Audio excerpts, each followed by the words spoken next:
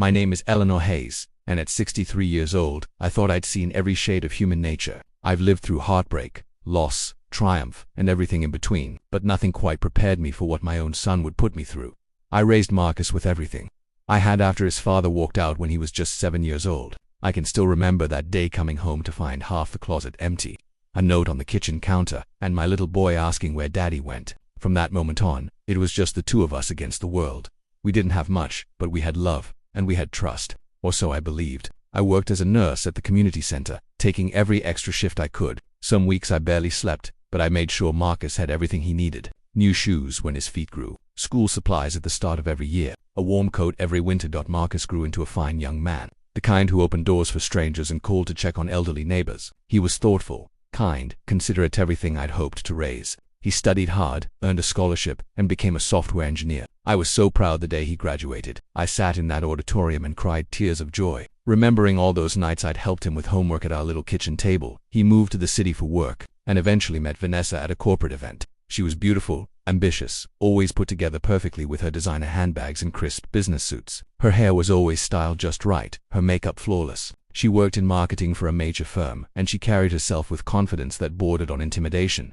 When Marcus first introduced us at a restaurant downtown, I tried my best to make a good impression. I wore my nicest dress, the navy blue one I saved for special occasions. I asked her about her work, her family, her interests. She answered politely enough, but something about her smile never quite reached her eyes. There was a coldness there, a distance I couldn't quite bridge no matter how warm I tried to be, but I kept that observation to myself. A mother learns when to speak and when to simply watch and wait. I didn't want to be that mother-in-law, the one who criticizes and judges. I wanted Marcus to be happy, and if Vanessa made him happy, that was enough for me. They dated for 2 years before Marcus proposed with his grandmother's ring, the one I'd saved for him since he was a boy. It was a simple gold band with a small diamond, nothing fancy, but it had been in our family for 3 generations. My own mother had worn it, and I'd worn it briefly before my husband left. I'd polished it carefully and kept it in a velvet box, waiting for the right moment to pass it on. When Marcus showed me the ring on Vanessa's finger during a video call, my heart swelled with joy. I was happy for him, truly. Every mother wants to see her child find love and build a life. I imagined helping with wedding plans,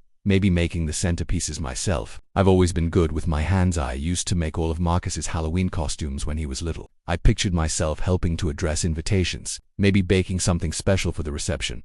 One afternoon in late September, golden leaves falling outside my window, I called Marcus to ask about the wedding date. We needed to book my flight, arrange time off from my nursing job at the community center where I'd worked for 18 years. Simple planning, nothing more. I'd already started looking at dresses, something elegant but not too flashy. Maybe the emerald green one I'd seen at Macy's during their sale. It would complement my skin tone nicely, and I wanted to look my best for my son's big day. Vanessa answered his phone instead. Her voice came through cheerful and light, which somehow made what happened next even worse. "Oh, Eleanor," she said, her tone as casual as if she was discussing the weather or weekend plans. "Didn't Marcus tell you? We got married yesterday. Just us, at the courthouse. Nothing fancy. It was just for special people. You know how stressful big weddings can be. We wanted to keep it simple and intimate."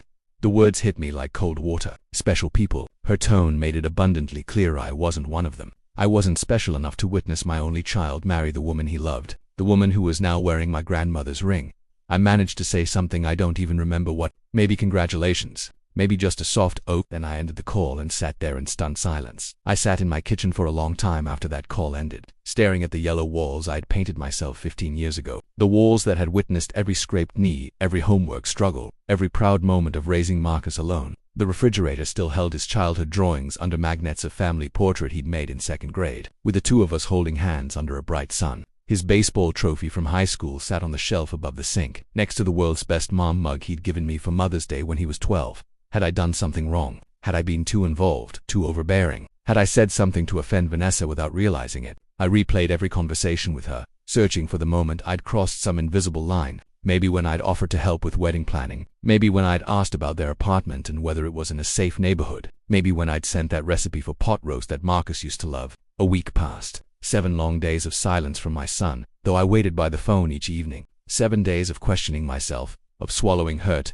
of trying to understand. 7 days of going through the motions at work, smiling at patients while my heart was breaking. I called my sister Patricia twice, talking through the pain. She was furious on my behalf, but I just felt numb. Then Vanessa called again. "Eleanor, hi. Listen, the rent is overdue on our apartment. Did you transfer the money Marcus asked you for?" Our landlord is getting pushy, and we really need it today. He's threatening late fees, and you know how expensive those can be. I let the silence stretch between us, feeling the weight of those words settle into my bones. She wanted my money but hadn't wanted my presence. I was good enough to be a bank account, but not good enough to be at the wedding. Something inside me shifted in that moment. A clarity came over me, sharp and bright. "Didn't I tell you?" I replied, my voice steady and calm, though my heart was racing and my hands had started to tremble. "I got married yesterday too, just for special people. It was a beautiful ceremony, very intimate, and, well, my new husband needed that money for something important. We're thinking about renovations. Maybe a new deck for the backyard. Maybe even a sunroom. I've always wanted a sunroom where I could have my morning coffee." The line went quiet, complete silence. I could almost hear her mind racing, trying to understand what had just happened, trying to figure out if I was serious or if this was some kind of joke. "What, you're joking, right? Eleanor, this isn't funny. We really need that money. The landlord is serious." "Am I?" I said gently, keeping my voice soft and measured. "Vanessa, when you chose to marry my son without including me, the woman who raised him alone, who sacrificed everything for him, who worked double shifts so he could have a decent life, you made a choice about what kind of family you wanted. That's your right, certainly, but choices have consequences, don't they? Actions speak louder than words. You showed me exactly where I stand in your life. But the rent, I'm sure two employed adults with good jobs can figure out their own rent," I continued, still calm, though my hands were shaking and tears were starting to form in my eyes. "My husband and I are thinking about a little trip instead. Maybe Hawaii. I've never seen the ocean. Can you believe that? 63 years old, worked my whole life, and never seen the ocean. Never felt sand between my toes or watched the sunset over the water. Maybe it's time I did something just for special people, just for me." I could hear her breathing change, uncertainty creeping into her voice. Can I speak to Marcus? This is ridiculous. We had an agreement. He said you'd help us out. Of course. Have him call his mother. I'll be here. I've always been here. Through every fever when he was sick as a child. Through every heartbreak when girls broke his heart in high school. Through every triumph, every failure, every moment of his life. Always here, always waiting, always loving him. That evening, just after sunset, Marcus called. His voice was tight with embarrassment and something else, maybe the first stirrings of understanding. Of guilt finally catching up with him. "Mom, I'm so sorry. I don't know what I was thinking. Vanessa said a small wedding would be easier, less stressful, that big weddings were just for show anyway. She said her own family's big wedding had been a nightmare, and she wanted something different, and I just went along with it. I should have insisted you be there. I should have stood up for you. I should have put my foot down and said no. My mother has to be there. I let him talk. Let him work through his apology. Let him exhaust himself with explanations and excuses. When he finally stopped, his voice hoarse from talking, I spoke softly. Marcus, do you remember when you were 10 and wanted that expensive bicycle? The blue one with the racing stripes and the special gears. It was in the window of that bike shop downtown. I remember, Mom. I looked at it every day after school. I worked double shifts for 3 months to afford it. Not because you needed a 2-year-old bike still worked fine, but because you wanted it so badly, and I wanted to give you something special. I wanted to see your face light up on Christmas morning. I wanted to give you joy. I remember you barely slept Christmas Eve. You were so excited. I know. I rode that bike everywhere. I loved that bike. I kept it all through high school. I never once told you no when you needed something. Not once. Even when it meant I went without new shoes and walked around with cardboard covering the holes in my soles. Even when it meant I didn't fix the car properly and had to drive with the check engine light on for 2 years. Even when it meant I didn't replace the water heater when it started making that horrible noise. And I had to take cold showers for 6 months. That was my choice, and I'd make it again. Every sacrifice was worth it to see you happy and healthy. But son, being excluded from the most important day of your life, being treated like I didn't matter, like I was some distant relative instead of the woman who gave you life, that broke something in me. His voice cracked. I know I messed up, really badly. There's no excuse for what I did.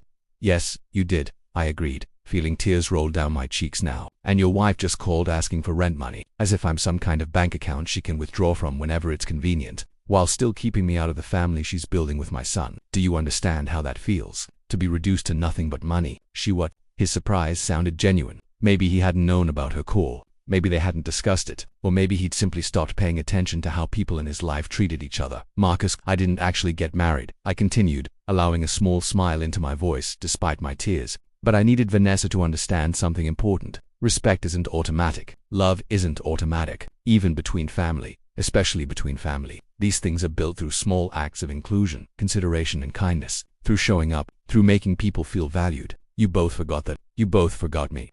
The silence on his end lasted a long time. I could hear him breathing, processing, maybe even crying a little. I heard him sigh deeply, heard what sounded like him sitting down heavily. "Will you forgive me?" he finally asked, his voice small and broken, like the little boy he used to be when he'd made a mistake.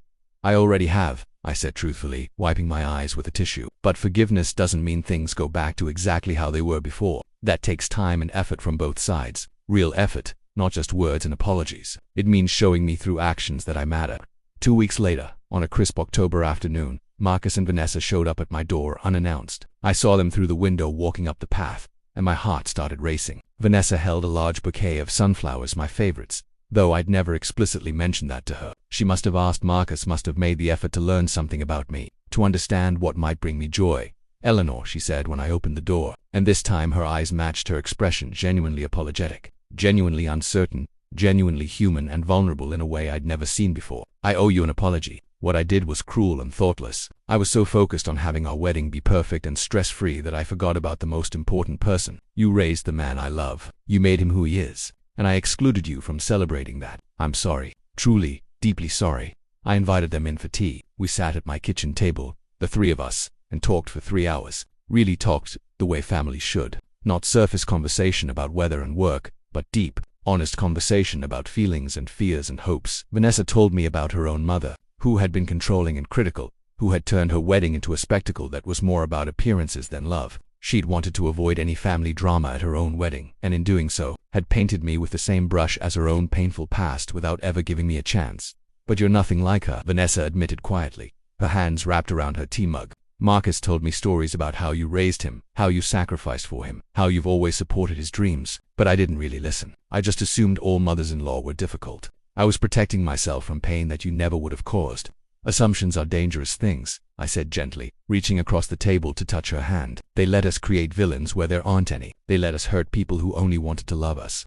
We talked about expectations, about building bridges instead of walls, about starting over. Marcus sat quietly for much of it, listening, learning, seeing his wife and his mother really connect for the first time before they left that evening. Marcus hugged me tight, the way he used to when he was small and scared of thunderstorms. "I love you, Mom. I'm so sorry I let you down. I'm sorry I wasn't the son you deserved in that moment. You didn't let me down forever, sweetheart. You made a mistake. We all do. What matters is what comes next. What matters is that you recognized it and you're here now." As for the rent money, I did end up helping them out, but only after we'd had several more visits, several more conversations, several more cups of tea at my kitchen table. And Vanessa started calling just to talk, not to ask for things, but to share her day, to ask for advice about work, to build the relationship we should have started with from the very beginning. By Christmas, we were planning a small celebration for their marriage, this time with me included, along with a handful of close friends. Vanessa asked me to help make the centerpieces, and we spent an afternoon together creating beautiful arrangements. It wasn't about the party. It was about the gesture, about choosing to rebuild what had been broken. Standing in my kitchen on Christmas Eve, watching Marcus and Vanessa laugh together while wrapping gifts, watching them steal kisses when they thought I wasn't looking. I thought about that moment when Vanessa called asking for rent money. Sometimes a little bit of matching someone's energy, giving them a taste of their own medicine, is exactly what's needed. Not out of cruelty or revenge, but to hold up a mirror and say, "Look at what this feels like. Look at how your actions affect others." And sometimes, just sometimes, people look in that mirror and choose to change. They choose growth over pride. They choose love over stubbornness. That's the real gift. Not the wedding, not the apology, not even the rebuilt relationship, but the willingness to grow, to admit fault, to do better. At 63, I'm still learning that lesson myself. Still learning that sometimes you have to stand up for yourself, even with the people you love most, especially with the people you love most. And I'm still planning that trip to Hawaii, but now I'm thinking I might have some company. Vanessa mentioned she'd never seen the ocean either. Sometimes the family we build is even stronger for having been broken and repaired. The cracks become part of the beauty, proof that love is worth fighting for.